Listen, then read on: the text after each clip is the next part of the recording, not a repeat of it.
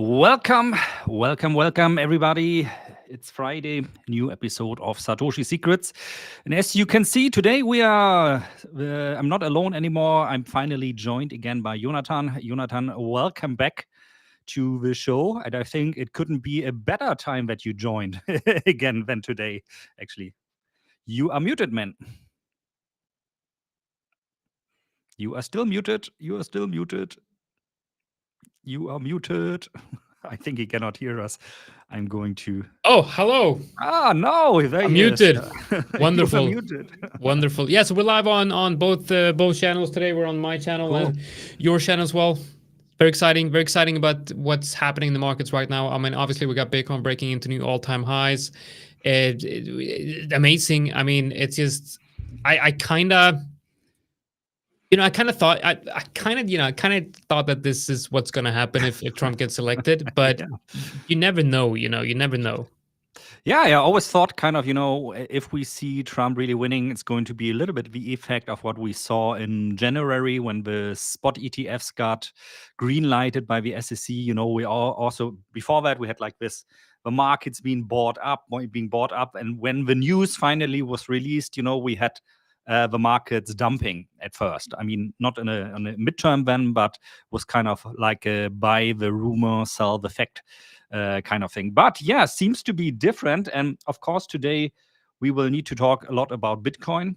And when we talk about Bitcoin, obviously that includes also most of the altcoins out there. So what you are seeing right now in Bitcoin, you are seeing especially also in altcoin. I mean, Ethereum pumped even harder, I think, than Bitcoin did.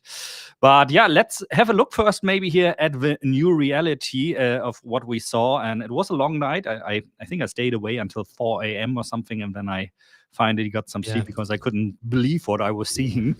Because it's pretty special, not only for the world of crypto or finance in general, I think, because what we've seen here, if nothing out of the ordinary happens anymore, and I think it cannot, is really a bit of a landslide win that Trump had. Not only the electoral votes with 295, and I think still two races undecided, Arizona and Nevada, but he's in front there. But the majority in the US Senate and the US House is also in the hands of Republicans. And that basically means for the next 4 years, I think. Is it going to be 4 years? Yeah. 4 years. Yeah, we are going to see a one party ruling them all. They basically have the power to decide. Well, I'm not going to say what they want. Yeah, but basically they can decide what they want. And the Democrats will have a very hard time overturning what the Republicans are going to decide in the next 4 years. So let's see how this is going to end. Interesting side fact, by the way, I never have been the greatest supporter of Donald Trump, I must say. I don't know, I couldn't take him seriously, honestly speaking. But yesterday I watched this podcast of what's his name, Joe Rogan, I think, or Seth Rogen, Joe Rogan. Joe Rogan, yeah, he's like like the super amazingly popular podcaster over in the States, and he interviewed Donald Trump before the election, which is a non-scripted 3-hour live podcast that was, and I watched I think like 45 minutes of it yesterday evening, and I was actually surprised, I must say, how well-spoken Donald Trump can be. And he's a really good speaker without any airs, any ers. Of course, he has his narcissistic tendencies, but in a way, he also was self-reflecting. And when I thought to myself, maybe this podcast might have been what tipped the scales in his favor with certain voters. I really do think that Joe Rogan, the Joe Rogan interview had a big effect on this election. But I mean, it's interesting that you say that, because I'm someone who definitely supports Donald Trump more than what I did with Joe Biden or Kamala Harris. And of course, we're not even Americans, so we don't really have a say in the official elections. But when I think, when I saw it's interesting, because I heard a lot of other people say that they saw the Joe Rogan interview and they're like, well, he doesn't seem like what the media that Exactly. I see has portrayed him to be. And the same thing happened with Jared Kushner, who worked in the Trump administration before. Like, he got a lot of hate on media, and then I saw an interview on Joe Rogan. I'm like, oh, this guy is actually really smart and really well spoken. Now, I did see the Joe Rogan interview with Trump, and I thought it was quite boring, very boring. But then you know, I think one of the biggest reason why Trump won was because they looked at Kamala and they said, this is probably in terms of in terms of personality and in terms of being able, being well spoken and how to handle interviews, they might think like this might actually be worse than Donald Yeah. Trump. Because I saw a lot of interviews with her, and she didn't really,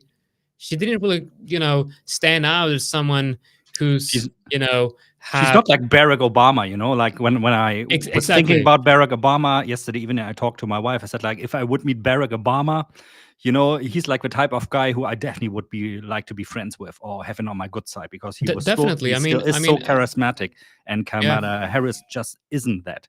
I don't say like she's a bad politician or something, but she just doesn't have the charisma as it seems to be competing with somebody like Trump. Yeah, exactly. I think the it's weird though, because I look at Donald Trump and he, his speeches and the way he talks, it's just it's a bit weird, but it's crazy that we have the the the most powerful country in the world, the biggest economy. We get to choose between two people where it's like it seems, I mean, it's just insane. I do have to like what you said with Obama. I think Obama had a really great way of speaking to an audience and really good at speaking. But I want to show you guys, because I have this idea I've been working on. So if you don't mind, I want please to go ahead. just start with the analysis right away, because I want to. Yeah, that would have been the next one. Naturally, we jump in. So take it away. Yeah. Here you go. So I want to talk about. So what I'm going to talk about now is a short idea on Euro USD. This is same risk as I usually do. So it's just a normal trade, but it's a long-term swing trade, and it's a short on Euro USD. And the idea is based on a correlation between the dollar currency index and the S&P 500 that occurred when Donald Trump got elected last time in 2016, or well, I guess he entered office in 2017, but the results came in 2016, just like now, when Trump will enter office probably in January or something next year. I'm not sure exactly I think when. inauguration is always in January. I think end of January or something. So I want to show you a couple of charts here that I have on. First, I want to show you the correlation that I talked about between the dollar currency index and the S&P 500. So what we have right here is blue is the dollar currency index, and then red or whatever, pink, red. Let's just say red. I'm probably colorblind, but somewhere in between. Yeah. Somewhere in between, yeah. So that's the S&P 500, and that's the dollar currency index. And here is the election in 2016, when it became clear that Trump was winning. Maybe that was, so this is on the daily chart. So around this time was when he won. And then, of course, here is when he entered office, around this time.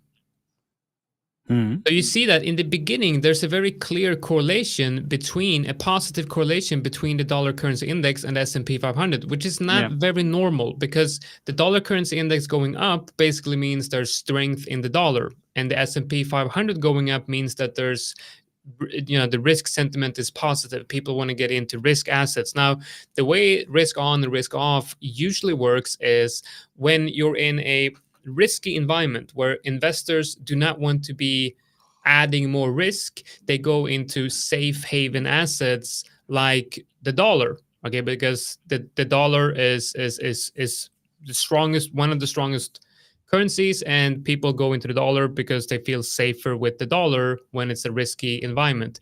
And then when when it's time to buy risky assets, when it's time to put on more risk, they usually go into risk on assets like equities and Bitcoin and things like that. And the S&P 500 is obviously one of the best measures, in my opinion, of looking at the current risk sentiment. And so usually what you see is when the S&P 500 goes up, the dollar currency index is going down, and the correlation breaks. The top of the dollar currency index is about 60 to 70 days after the election results. So about 2 months after, which you could say that from the result to the inauguration, you have a correlation. Yeah. And of course, when the dollar currency index goes up, that means usually that Euro USD goes down, because most of the dollar currency index is compared to the euro. So it's a basket of currencies where I believe more than maybe even 60% is. I think like 57% or something is the euro. Yeah.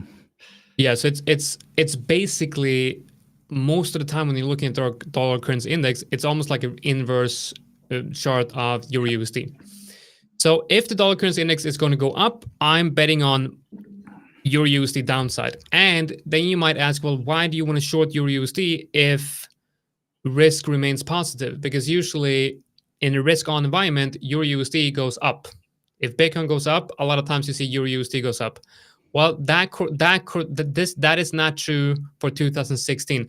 So if we look at this correlation this time around, we can see that we are seeing signs that something similar is happening right now. And I do think that, so here you see the dollar currency index in red, and the euro, and no, wait a minute. No, it's the dollar currency index is blue, and euro, no, the S&P 500 red. So it's the same chart, but it's in this selection. So we are seeing, I do believe that we are going to see a correlation. Well, I don't know if that's going to happen, of course, but if the same situation arises that happened in 2016 that happens now, then we are likely to see a correlation between the dollar currency index and the S&P 500.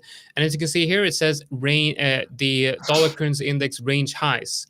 So if we go to the dollar currency index, see, I got it right here.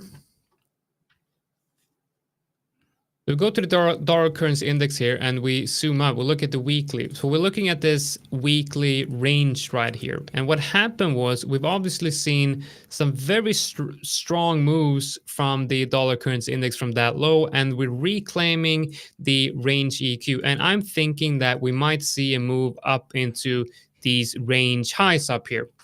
If we see a correlation between the S&P 500 and the dollar currency index like last time, I do suspect that we might see a move up into the 106 to 107 area for the dollar currency index, which of course means downside on EU. So on EU, and this could, if it's going to take 60 days, that's going to be around this time. Let's say that time. So we could assume that a couple of weekly candles up into that area kind of makes sense. Something like that, And if that happens, then I'm looking at EU, and I'm thinking that EU might potentially reach the area around 1.05 and 0.6. So basically this level here. Now you see that for this trade here, it has a TP, which is kind of like a long shot TP. This is more of a, I wouldn't say gamble, but if there for some reason the whole risk sentiment just disappears and gets totally destroyed, if the S&P 500 does not continue to rally and Bitcoin does not continue to rally, we might see a move back down to these areas where we have, if we look at the monthly, we have that low right here. And this level is actually confluent with the high time frame 0.618, and it's an untested level. So this breakout level is untested, which I think looks very interesting. So if these lows are not going to hold, I think the next level is down here. So we're looking at a very, very big move to the downside. but of course not very likely. But that's I'm going to be taking profits down into that level. Now, if this scenario holds true, that we're going to see a correlation between the dollar currency index and the S&P 500, and that correlation is then going to break, that means that the S&P 500 will enter a massive bull run. Again, we're going to continue the bull run, and we're probably going to stay in a bull run for several years, which of course means that if we go to Bitcoin, remember, this is a trade setup that we looked at on this channel in August, I believe. And this is what we're looking at. And then we're probably going to see that move to 160K. 160K does not look like a massive move anymore. It doesn't now really. Looks slightly likely. So that's the idea that I'm trading. I'm long Bitcoin while at the same time being short EURUSD, which it's an area that I didn't see myself being in. But I also have in that analysis, there's also, I've been now for the last 2 weeks, I've been reading up on tariffs. Okay, so Trump talked a lot about tariffs, and I thought, okay, I need to understand what are tariffs, how are they implemented, and how can it affect the economy? Maybe you can give us a quick rundown, because it's like on my to-do list still as well to read a bit about it.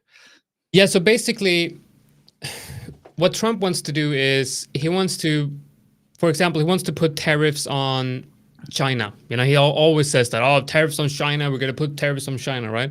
And what happens is, if you put a tariff on, let's say chocolate, okay? Let's say chocolate.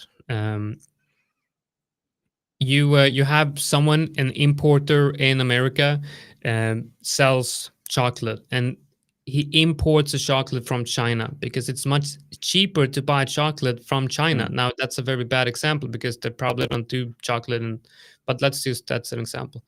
So he buys the chocolate from China and sells it in America because it's cheaper for him to import from China than it is to buy from a local producer in the US. Now, if Trump goes ahead and says, okay, we're going to put a tariff on imports of chocolate from China, that means that the importer has to buy the chocolate from China, and he has to pay a tariff on the import. Okay. So it becomes more expensive for the seller in America to buy Chinese chocolate. So he will look at alternatives, and he's going to look at alternatives within America, because the idea is to make it more expensive to buy from China and less expensive to buy from within America. So it's basically like an import tax. Exactly. It's what he did basically in what it is. 2016 as well, I remember. Exactly. It's kind of like a tax on what you import. So, but there's problems with this. What if there's no production of chocolate within America? You put a tariff on chocolate coming into America, but there's no production of chocolate in America. So they have to start production if it's going to be worth it. Otherwise, the ones paying the tariff is the customer, okay? Because the importer is just going to buy the chocolate, put the cost of the tariff on the price, which increases prices, which in turn increases inflation. Yeah. So it's a double-edged sword. You can, of course, put tariffs on things that has an alternative within America. Now, what that will do is it will increase production in America while also simultaneously lowering prices, because it increases competition between American manufacturers, and it will also lower prices because of that competition. So it might actually drive inflation down while also strengthening the US dollar. And that, I believe, is a recipe for keeping the US dollar strong while also having a risk on scenario. Which is, I think, what he's aiming at mainly is, of course, not like chocolate or consumer goods. I think it's more in the direction of something like steel production, for example. You know, that he wants to, pardon me, because this type of production hasn't been very competitive when it comes to China. You saw a lot of imports of, for example, steel from China. And obviously, he wants to strengthen with that probably the US industry, which could work out, but many people are afraid of this because it's a bit a step into how the world worked before we had globalization. I believe before everything was interconnected. I think we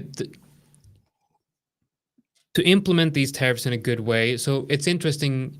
We talked about the Joe Rogan podcast with Trump. He talked about tariffs, and he's like, tariffs are a wonderful thing. It's the best thing ever. I'm going to implement tariffs on everything. It's going to solve the economy. It's going to make America great again, blah, blah, blah, all of that, right? And then Joe Rogan interviews Elon Musk, and Elon Musk like, tariffs are dangerous, like I'm like, okay, so Elon Musk is probably going to be in the Trump administration, right? And Elon Musk is saying tariffs are dangerous because tariffs, if you have Tesla, for example, Tesla makes cars, and they import like, why would you want to start manufacturing something in America that is better manufactured somewhere else, cheaper, because they're in a place where it's easier to get the raw goods and materials, and it's just better for that country to develop that thing, then that should be developed in that country. It should not be developed within America because for a principle. Like it should be developed in the country where it has the natural resources to do so, where the people are naturally inclined to be better at those sort of things, right? So some tariffs, in the wrong place can be terrible for the economy. And I have a fear that maybe Donald Trump is just going to go crazy and use tariffs as a weapon, a trade wars weapon, without thinking about the real consequences. That's the point of it, I think. Really, like to ensure, when there's something bad happening with China, things are cooling down even more on a diplomatic level, or not to mention, the tensions between Taiwan and China continue to escalate. Of course, then it's nice to be not dependent on certain goods that need to be imported from a region that's potentially unstable, or just not willing to export anymore. I think specifically when we talk about Elon Musk, he is probably thinking of something like, what is it called? I think rare earths or something, which you need for the production of those lithium ion batteries, for example, for Tesla cars, or our smartphones or whatever. Which, I mean, it's just, I haven't read really into this, so that's just on a very shallow level, my assumption of what is going on there. And there's also a like it's we also live in a free economy that's based on what values we can bring to the economy as individuals, and what skills we have. And if, for example, if we have a country where the people in that country is very skillful at a specific thing because they've been doing it for 50 years or whatever, they have a huge industry of doing certain things, and they are very, very skillful at that, then it makes no sense not to let them do certain things that they're very good at, because that's what a free market is all about. People with certain skills are supposed to do what they're good at. That's how you, that's how you build a strong community and a strong, a strong country. You let people do what they're good at doing, and not forcing other people to do it just because it needs to be happening domestically. So it's a very complicated discussion, basically, and But I think the trade is interesting, that you mentioned. I mean, this is kind of based on this as well, no? Like seeing strongly rising markets, seeing a strong US dollar, which in itself, of course, is something you usually would not see. And I think if we want to take what happened in the election night, Tuesday night, as kind of a foreshadowing, because it could be a really very good and very profitable trade for you. So thank you for sharing that one with us. And Tuesday night we had that already, that scenario. We saw euro dollar dropping by 200 pips. And we saw Bitcoin going to new all-time highs. We saw obviously the S&P futures not trading, but I mean, we saw yesterday what happened there. No, we jumped to almost 6,000 in the S&P 500.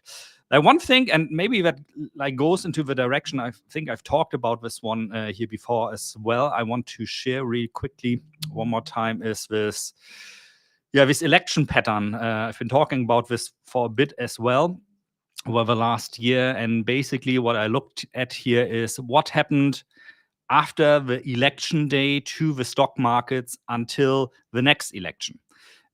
So basically, you see what happened to the stock market after Barack Obama's second term, after Donald Trump's first term, we have to say now, and what happened to it after Joe Biden. So actually, what we saw here yesterday was kind of the last day for that. And what we saw there, and I think that suits also very well the narrative you have been sharing with us here, is we always had 1 to 1.3 years of really very good performing stock markets before things, got a little bit choppy for about 1 to 6 years or even 2 years roundabout. And then we saw the beginning of a new bull market 1 year prior to the next election. And I think this feeds very well into what you've been saying about, super booming stock markets potentially for the next years, you actually said, which I agree with, with, of course, volatile phases in between where we can see corrections of 10, 15, 20, maybe 25% even. I mean, that's normal nowadays.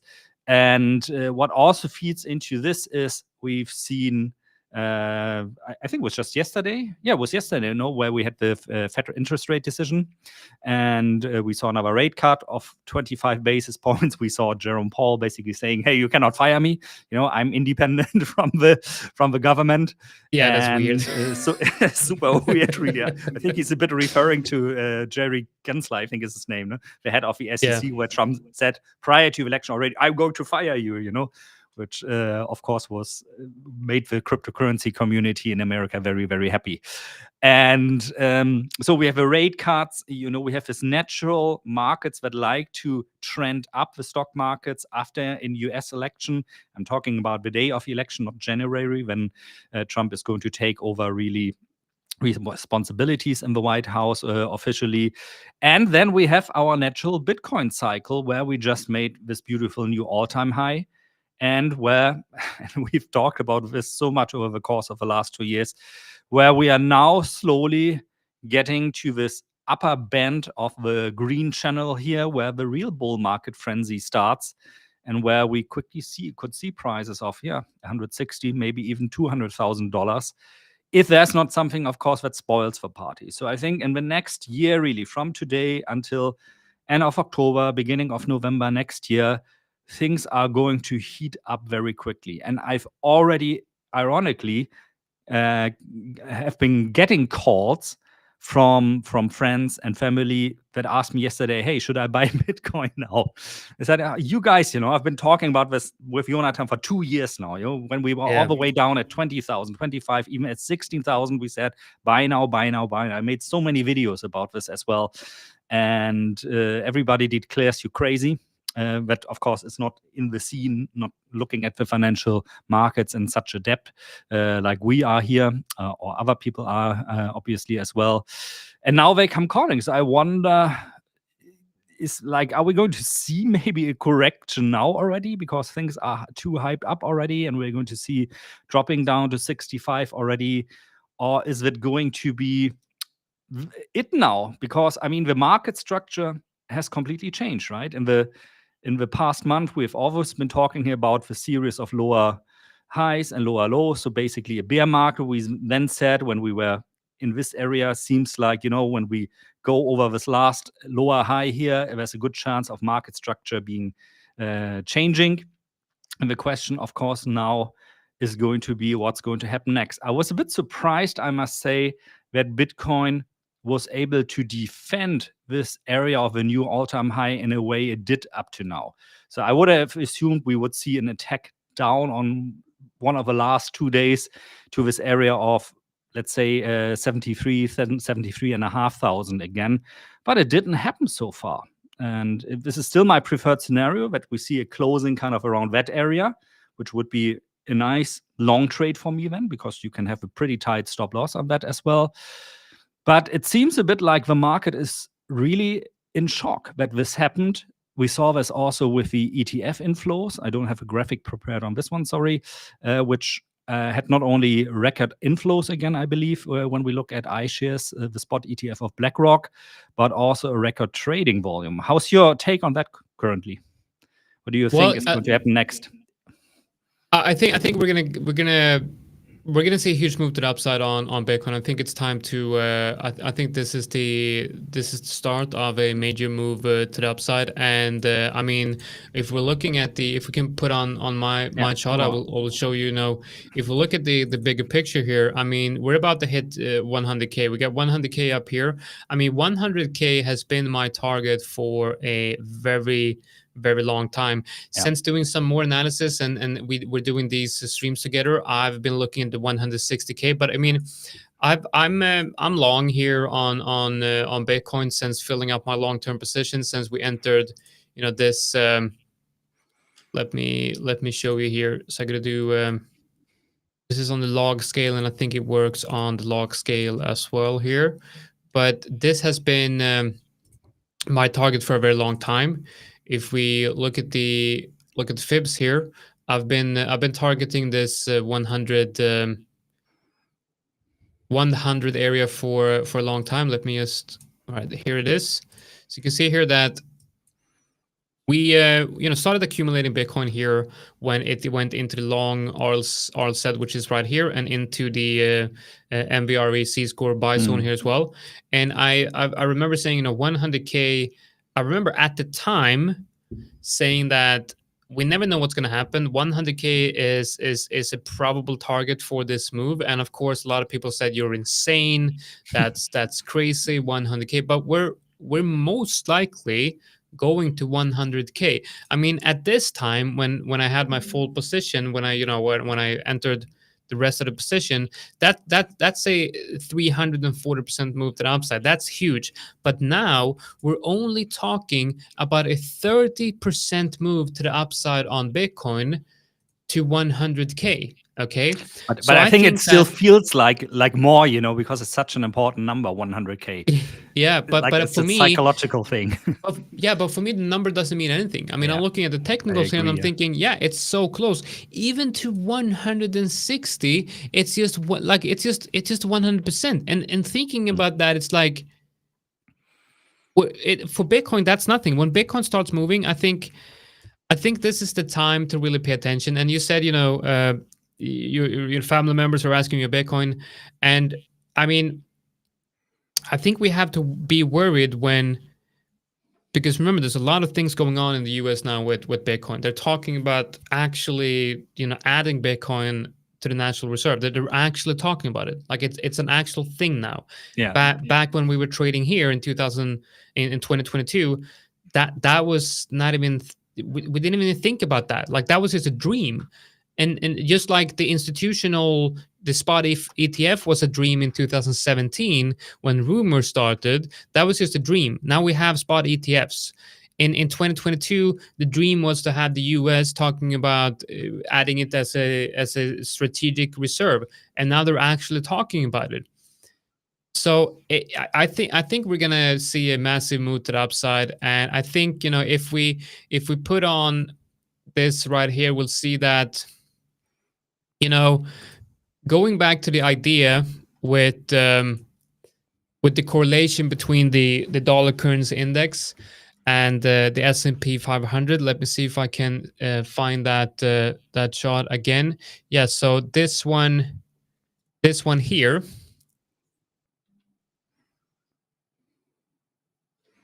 So the high on the dollar currency index happened about between 60 and 70 days after the election. But the real break in the dollar currency index, and like this is where they really start to deviate when you break like this area. That's about 150 days, and that's when the S&P 500 really started moving heavily to the upside.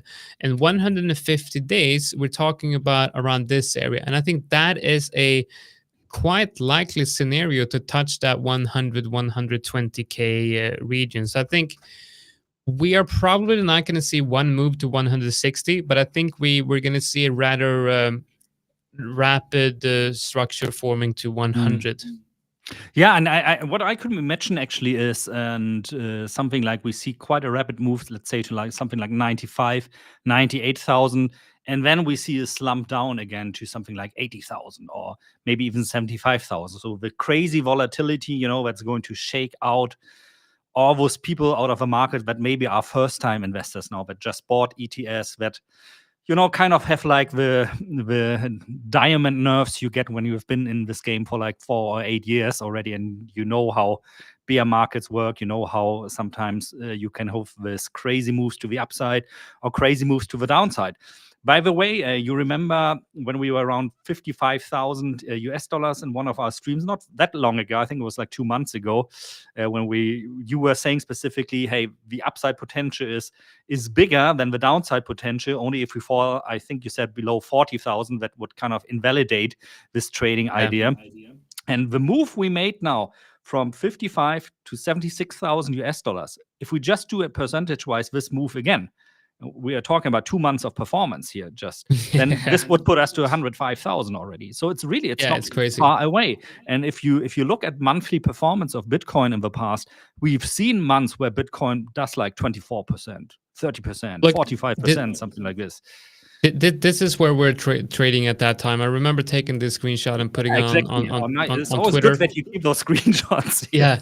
So I had that screenshot and I put it on Twitter, and because this was when your friends were selling, the German government were were selling. We had a stream there, and I said like, because people were really panicking and saying like, oh, this is the end, and I said, well, it's coming down and hitting the long reload zone. It's going to hit the 0.618. We got the I believe the 50 EMA on the weekly here. It looks just really, really bullish. Now, what happened if we go to the weekly, we zoom out? Well, what happened was right here is where that level is, and that is the 50 EMA on the weekly. We hit that level, and that was the actual low. I want to show you something else. Look at the signal here from the slingshot indicator prior to the break into new all-time highs, and the last TP for this one is 78,000. So that the slingshot indicator actually caught this move just beautifully. It's perfect. Yeah, nice. Very, very nice.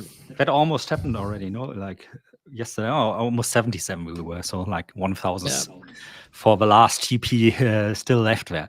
But of course, I mean, we before we started this live stream, we talked about and actually we did this also in past live stream about probably that we need a catalyst for a move like this to happen, or if it's supposed to happen on a more, let's say, natural kind of things, in a natural kind of way, it's going to probably take a longer time still. But now we had our catalyst. I said, well, who would have believed that Trump is going to be the catalyst that's going to drive us to new all-time highs? I think what is important now is, maybe I quickly change back here to my chart, if you allow, is to kind of keep a calm head. So the first thing is the upside potential as well. I totally agree with Jonathan there. I think we could very quickly see a move up to 80,000. 80,000 not far away. That's like a half-day move, as it seems sometimes, or 85, or maybe even something like 95 or 98,000 US dollars. We're going to see a slump down then also again, which is going to shake out a lot of people again. If like the most probable trade for me still is if you really want to see it from a swing trading perspective, is to see if we are going to retest somewhere this level around 73 to 73,500, then have your limit long here maybe, and place a stop loss shortly after. There's a probability you get stopped out that, but the risk reward ratio from a swing trading perspective for something like this is very beneficial. One thing that I talked about last week in the live stream was as well that I said we had this nice crossover here in the bull market support bands again. You okay? Yeah, I'm here. I thought you fell down your chair. I knocked you off your chair. No, I'm here. All right, so we had this crossover of the bull market support bands here again. So bull market support bands is this 21 weeks. This is a daily chart, but the averages are here based on weekly prices. The red line, 21 weeks exponential moving average. The yellow line here, 20 weeks simple moving average. And what we see in when Bitcoin starts trending, and this is also true for bear market, is that whenever we see crosses of the exponential moving average, the red line, over the yellow line, this usually indicates that a large move is inbound. We saw this the last time here, basically almost 1 year ago in November of 2023, around the 11th November. And I mean, what happened then, and this just happened within basically 4 months, is like history. We went all the way up from 37,000 to what was a new all-time high then at 73,000 US dollars. And we see the same now here again, which of course doesn't mean that, history always has to repeat itself. But for me, it's another brick of the whole puzzle. The logarithmic regression, the 4-year cycle, the lowering of interest rates in the USA, what Jonathan just told us about his opinion, what's going to happen to the stock markets, the presidential election pattern I've been talking about. So we could very easily see that something like this again. And if we just see a move like this, which was 95%, well, voila, then we are already at around 150,000 US dollars. This is pretty close already to the target. You said we could go all the way to 160,000 US dollars rather quickly. And so it's going to be exciting. It's going to be really, really exciting. I'm like over the moon. And because, I've been, same as you, we've been talking about this for such a long time. It's finally happening. And of course, it's very satisfying when you see your own prediction becoming slowly reality. So let's hope the market is not going to prove us wrong. That's always a possibility, or we have some kind of black swan event. But black swan events are not things you should trade on. That's why they are called black swans, of course. Tips, tricks, and backflips with a comment here. Just leg your way in and stay in the game longer. Satisfy your FOMO. Absolutely agree with you. The way, if you don't want to swing trade like this, if you really want to participate from moves like this long time, first of all, don't trade futures, with futures, perpetual futures, or even worse, CFDs. Some brokers are offering, you always have overnight cost, which are okay usually at perpetual futures, but over time they are going to eat you up, even if you just pay something like 0.05% every 4 or 8 hours. So you want to do this with spot positions and then just DCA your way in. And it could be, I think that's a very plausible solution Tips, Tricks, and Backflips is proposing here.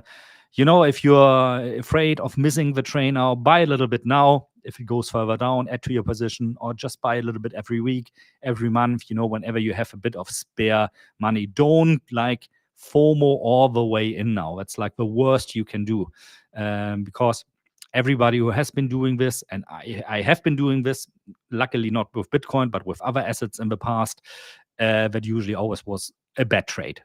Because when the FOMO kicks in, this is usually when kind of the price reaches at least a local high, and then you'll see price decline a bit again, and then you'll have a severe case of FUD and do the next stupid thing, meaning you're going to sell on the lowest point, then on the lowest local low again. Right. Yeah. Anything else you want to share, or shall we slowly have this show coming to an end? I want to show you something. If you can pull up my chart here. Let's see if Jonathan is on fire today with trading ideas. Nice. Okay, that's too. Find an old screenshot, an old trade idea I had on Bitcoin. It's always interesting to go back and look at the previous Bitcoin ideas. So this idea was posted in 2021. Wow. And this was when Bitcoin was trading at, I think perhaps this was the prior to the prior to the second high, probably. Oh, no, the second high already. I think this was the. I think this was the first high, and then you had this low, and then a second high, and then I think we made our way all the way down here, right? Yeah, I think we had the low like in November 2022, I believe, when after FTX collapsed. Let's see, that's interesting. So we go to the weekly 20. Well, we went over 60K, 69K or something, I think was the Yeah, all-time so high there this in is November. actually yeah, wow. We went because I remember I posted that and I said basically the trend I was looking at um was this, I believe, or no, probably this, Thank you, Sylvia.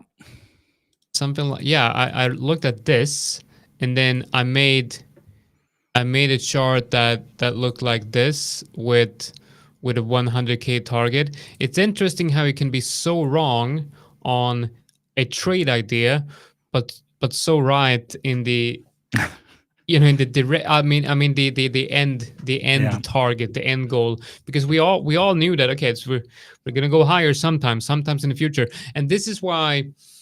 When it comes to long term, you have to have such a different mentality, a more of a investor mindset where you're really buying something and have a mental stop loss and really think long term, like, Mhm. and don't look too much at the local price action. If you have a target in mind and you have a time horizon in mind, try not to look too much on the local price action that's happening, but really make sure that you're zoomed out and look at the bigger picture. And I think that's more important now than ever, Mhm.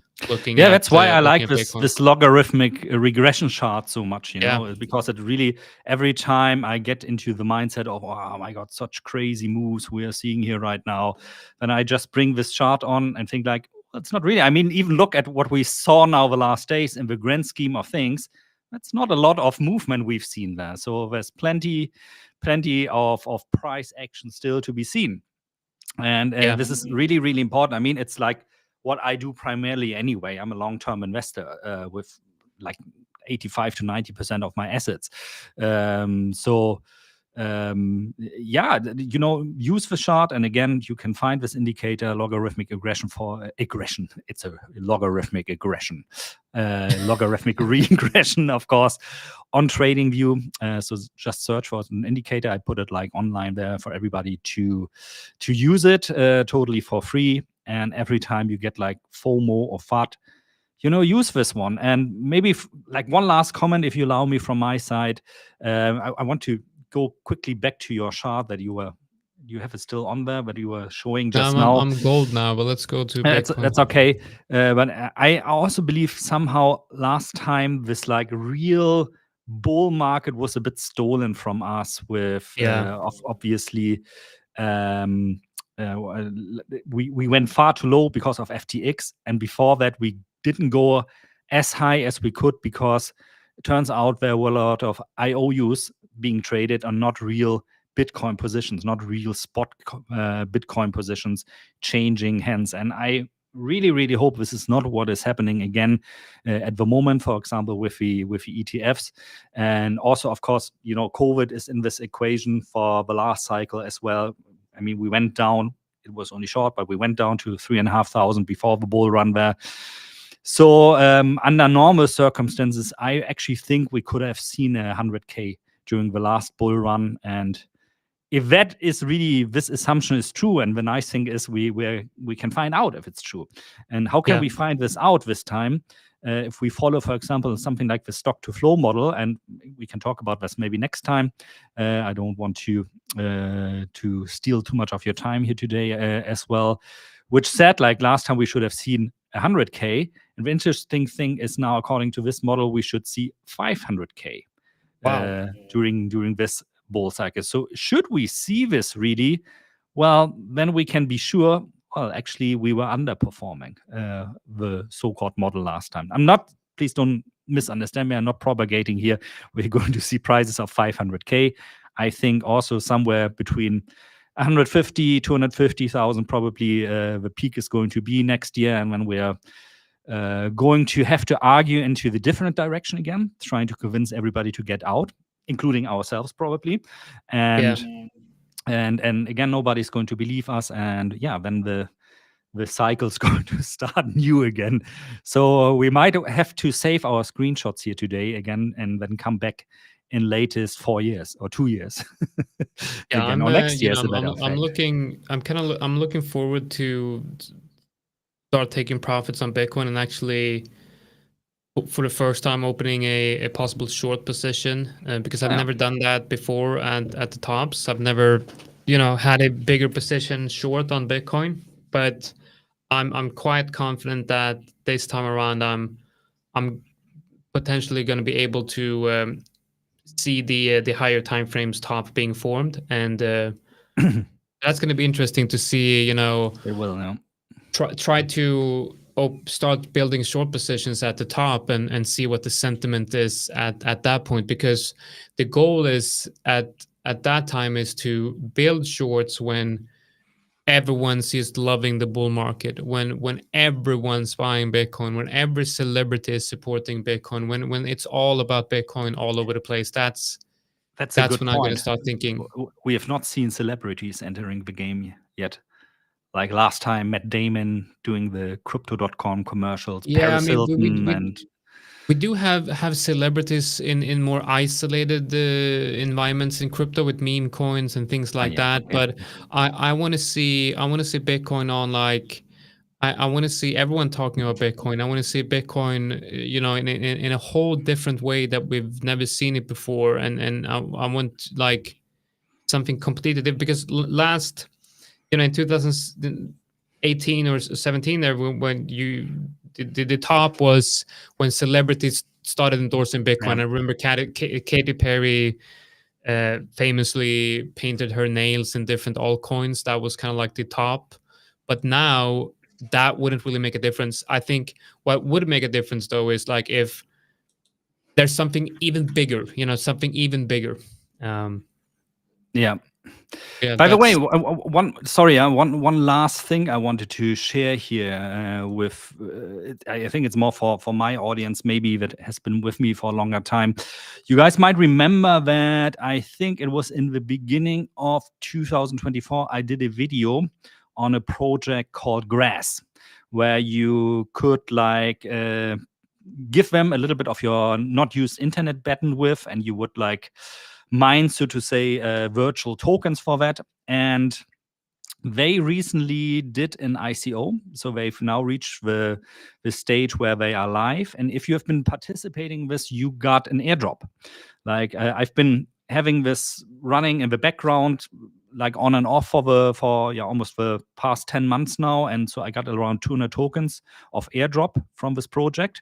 If you also participate in this, you might want to remember to claim your airdrop there, because this token has been performing quite nice. It's trading right now here at almost $3.40. So for the around 200 tokens I got from this, it's like $680, basically, that I got for free from an airdrop. Remember to claim this one. I just thought about this, that I wanted to mention this on this live stream, because it's otherwise, basically free money you are not claiming, and somebody else is going to claim it, or nobody. Alrighty, good. Thank you again for your time, Jonathan. I think that was a nice live stream. Let's see where we are next week. Maybe we're going to cry again because we're trading at 65,000 again. Who knows? So those. Thanks everybody for taking your time and watching this live stream. Remember to leave us a like and subscribe to the channel. Also make sure to subscribe to Jonathan's channel. A lot of powerful and valuable information there as well. And we are going to see you latest again next week. So take care, everybody. Have a good weekend ahead, and